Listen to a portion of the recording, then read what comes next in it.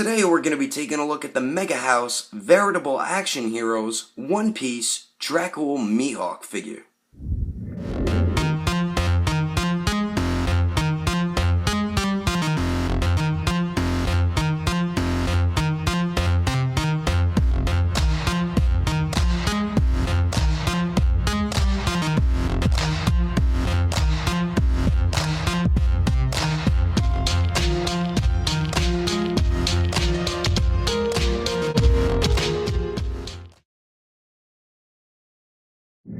So what is going on, everybody? How is everyone doing today?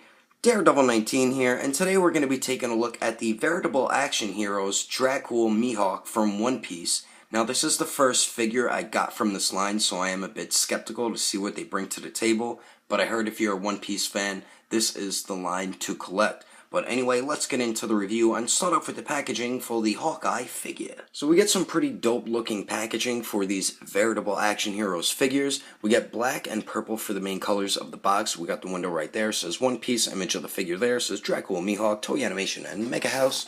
And then the bottom of it is the blobbity blah stuff, and says Veritable Action Heroes, Dracule, Mihawk, image of the figure there. The top of it says Veritable Action Heroes. And then the side of it says the same thing, we get an image of the figure right there. And then the other side of it, we get the continuing image that's on the front, as you can see there. And then the back of it shows a bunch of different poses you can get the figure into, along with some of his accessories. But anyway, that is the packaging. Let's get this figure open and take a closer look at Dracule Mihawk.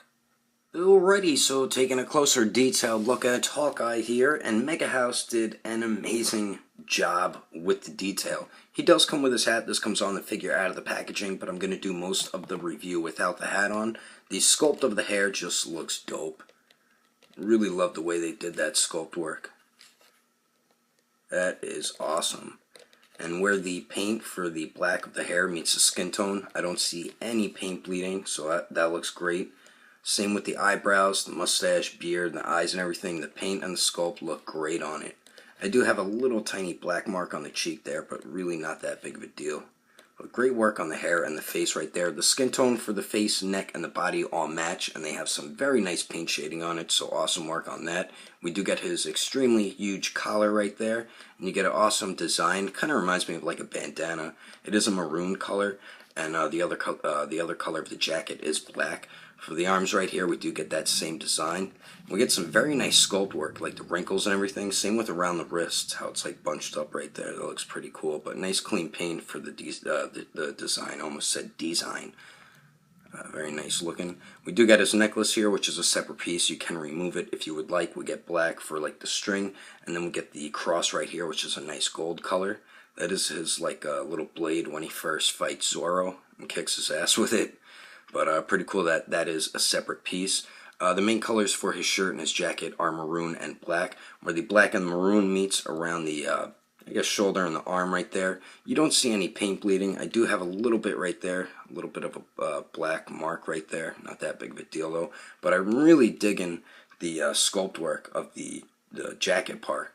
I mean, just the wrinkles all throughout it look amazing.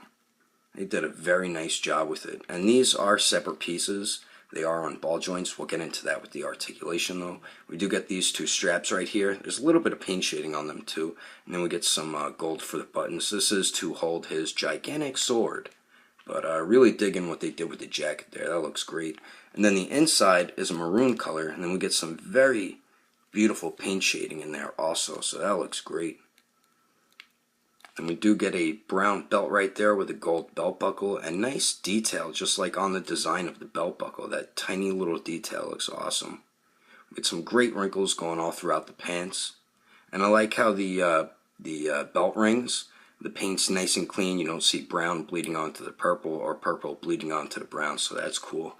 Like I said, nice sculpted wrinkles all throughout the pants. And then we do get some awesome paint shading going all throughout it, even on the back as well. Nice wrinkles also, and then paint shading all throughout it. You do see the seam of his pants, the line right there, and you do see his pockets as well, so that's pretty cool. Nice little detail there. And I like the way they hid the knee joints, that looks good. And what I like most about the pants is how it's bunched up at the bottom, where it's tucked into the boots. I mean, that's just some beautiful sculpt work, just of the bagginess of the pants. So nice work on that. And then we do get his boots. We get 2 brown straps going around the top. And then we do get gold for the buckles. And I like how the piece of the belt hangs off the side right there. Pretty cool looking. Paint seems to be nice and clean on both the brown straps. Besides right here, there's a little bit of black paint. So that kind of sucks. For his boots, they are black with some very nice paint shading on them. And we do get some wrinkles around the ankles and the top of the boots. But the boots do look dope. And then the soles are brown, and we even get some nice sculpt work on the bottom of them. So overall, I'm really, really digging the detail on this figure so far by Megahouse. I'm really liking what they're bringing to the table. But anyway, let's continue on. Now, moving on to the accessories, we get some dope stuff included with Mihawk. Not a whole bunch, but a decent amount. And my favorite accessory is definitely his badass sword. And I believe the name of this is the Kokuro Yoru, I think it's called. But I mean, the detail on it, just the sculpt work, looks incredible. The paint is pretty good for the most part, a little bit of paint bleeding here and there. I'm really digging this metallic black, like this gunmetal color for the blade. That looks awesome. We do get some paint bleeding though on the blade right there, some gold and blue, that's a little annoying. Then on the other side, I get some gold paint bleeding there, and then a random splotch of black paint, so that is a bit disappointing. Wish Megahouse would watch it with the quality control of their paint. But other than that, the sculpt of the blade looks badass, and the paint, I'm really digging that metallic black gunmetal color. Now the crossguard piece, just the tiny detail done on this looks incredible. This piece right here looks great. We get some darker paint shading going throughout it. Same with the other side there. Now for the crossguard piece, beautiful sculpt and paint work. The gems, the paint on some of them are a little iffy, but most of them seem to be pretty good. Like right here, I do get some green paint bleeding from the green gems. I mean, the sculpt of the crossguard just looks so awesome. Down here, I do get some blue paint bleeding onto the gold, and then some gold paint bleeding onto the blue. So the gems, the paint on it are a little sloppy, but most of them are painted pretty good. The other side, the gems are good there. They're good down there. And then over here, it looks like the green is a little off-centered, like it's more to the left. It should be a little more to the right. So that's a little annoying right there. But other than that, the crossguard really does look awesome. We do get a handle right here, which is like a beige type color. We get some darker black paint shading at the ends right there, and some very nice sculpt work for the wrappings going around the handle. Look pretty dope. And then we do get this end piece here. We get gold at the end. And then for the gem piece, it's like it's like 2 tones of blue. I don't know if it's supposed to be like that. I need to check again in the anime. I have like a random dent in the gold part right there. I don't know what the hell that is.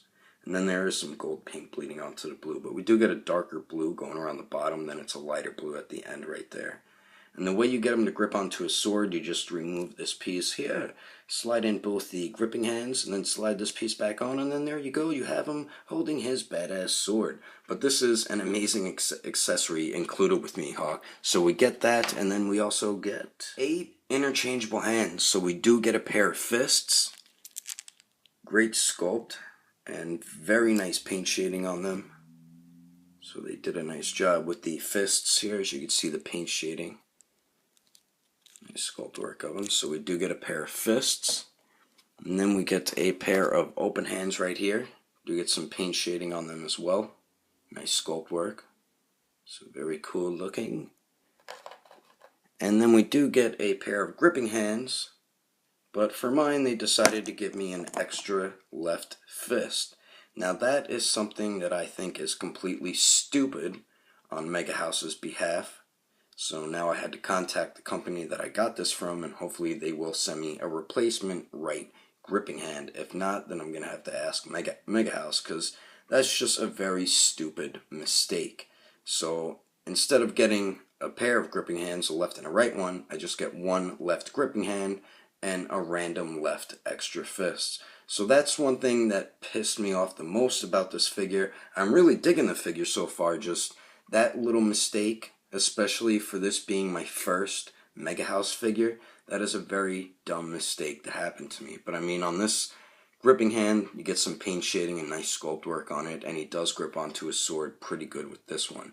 Hopefully I do get a replacement right hand, because that's total BS. Then we get this hand right here where his fingers are interlocked, interlocked where he's sitting down, and he's got like his leg over his one leg, and he's got his hands on his knees. I'll show you in pictures at the end of the video to show you what it looks like, but nice sculpt work and some nice paint shading on them, so that's pretty cool that we get that.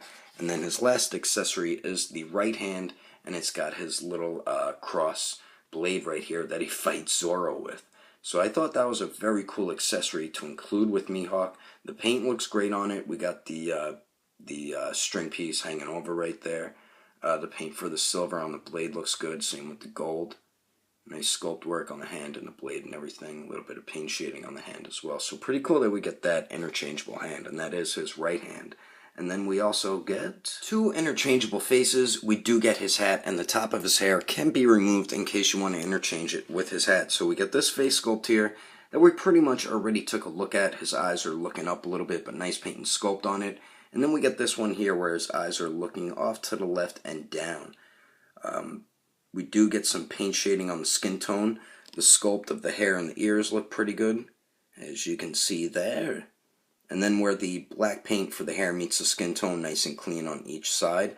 The sculpt and the paint of the beard, mustache, and eyebrows look pretty good, and the eyes and the mouth, the sculpt and paint on them look nice also. So good work on the face sculpts. The way you take out the hair is you just pop it off like so, and then you take the other head sculpt and then just pop it on, and then there you go, as simple as that. And then we do get his hat. Nice sculpt all throughout it. It is black on the top. We do get this piece here, which is like a glossy white paint with some blue paint shading all mixed throughout it. But pretty cool looking. And then the bottom of it is a maroon color, and we do get some beautiful paint shading all throughout it. So nice work on the hat, and the way you pop it on, just like the hairpiece. Pop it on like so, and then there you go, you got Mihawk with his badass hat. And if you ask me, it looks pretty damn awesome. But anyway, that is all the accessories included with Hawkeye. Let's keep moving on. For the height of Mihawk, he stands a little bit over 7.5 inches tall with his hat on, and then without his hat on, he stands a little under 7.5 inches tall. And then here he is compared to the SH Figuarts Monkey D. Luffy figure and the SH Figuarts Sanji figure. As you can see the height difference between both these figure lines. And then here he is compared to the SH Figuarts Broccoli figure. Yes, I know his name is Broly. And the SH Figuarts Android 16 figure. And then here he is compared to the SH Figuarts Super Saiyan Goku figure and the SH Figuarts Premium Color Super Saiyan Vegeta figure. Anyway, there's some quick comparisons. Let's keep moving on with the rest of the review. So now moving on to the articulation, we get 1 point at the upper neck and 1 at the lower neck, so the head can look down about that much, which is pretty good, and only looks up about that much because it does get hindered by the collar and the hair. We do get some pivot up there and some swivel. The lower neck joint goes forward and back. It does pivot as well, and then it does swivel. So we do get some pretty good movement at the upper and lower neck joint. Now we get 3 points of articulation at the torso, 1 under the chest, and then we get an ab crunch 1, and then 1 at the waist.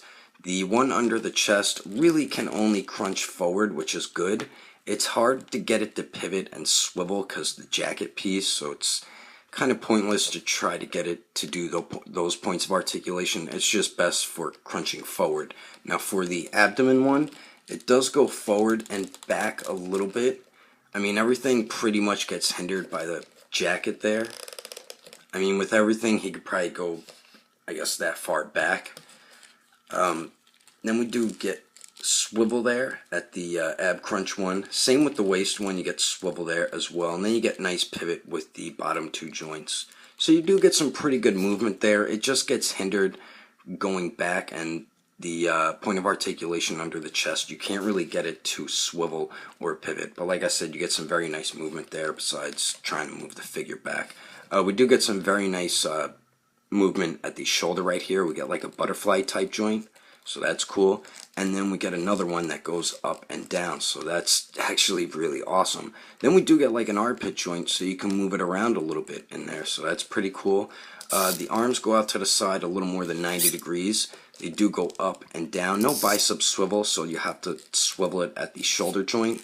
We do get double jointed elbows that bend in all the way, but these joints are really way too loose, and he can't even hold up his sword, so that's a bit disappointing. For the wrists, we do get a swivel and a hinge, so that's good. And for the legs here, they go forward a little more than 90 degrees. They go to the back just a little bit. They kick out to the side a little more than 90 degrees. And then we do get some very nice swivel up there as well. So nice movement at that upper leg joint. And then we do get double jointed knees that bend back all the way. And they hit the joint beautifully in there. And now for the ankles, they do swivel. They hinge up and down.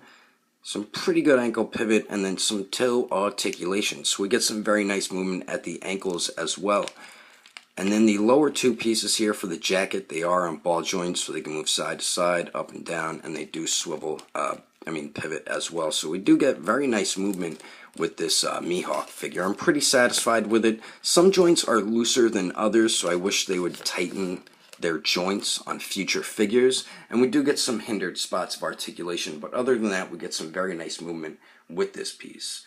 But overall, I do recommend this figure to One Piece fans if you really like the Veritable Action Heroes line, or if Mihawk is one of your favorite characters, definitely pick this up without a doubt. It does have a few flaws, but it is an awesome figure and looks great on display. A few things that bother me with this figure was the paint, a little bit of paint bleeding here and there, and paint splotches, so hopefully they fix the quality control when it comes to painting their figures. Another thing was some of the joints with the articulation were way too loose, so hopefully with future releases they tighten up the joints on their figures. And the last issue I have, which bothers me the most, is they sent me the wrong interchangeable hand. Now, if you're a figure collector, you know how frustrating that can be, and it's very disappointing. So hopefully in the future, when they package up their figures, they make sure you get the right accessories included with them. But other than those few flaws, Megahouse did an outstanding job with this piece. The detail was executed extremely well. We do get some very nice articulation, just some of the joints were a little too loose, and then they did include a bunch of dope accessories, especially that badass sword. And if you would like to get the Veritable Action Heroes Dracule Mihawk for your collection, he does retail for about 60 through 70 bucks, depending on where you purchase it. I got mine from Amazon, so you could check on there, or you could always check with my buddy from agelessgeeks.com. But anyway, that is my review of the Megahouse Veritable Action Heroes Dracule Mihawk. Hope you enjoyed my review. If you want to support the channel, don't forget to subscribe, don't forget to share, and favorite the video too. And if you liked it, give it a thumbs up. If you didn't like it, just give it a thumbs up anyway, because action figures are awesome. But thanks for watching. I will see you later. Today we're going to be taking a look at the Megahouse. So, forgot, damn, at the upper and lower neck joints. Forgot what I was gonna say. Which is one of my favorite things about action figures. We get some dope stuff included. Now moving on to the accessories, we get some dope stuff included. So we do get two interchangeable blue blues here, back, and then one that moves up and down. So that's very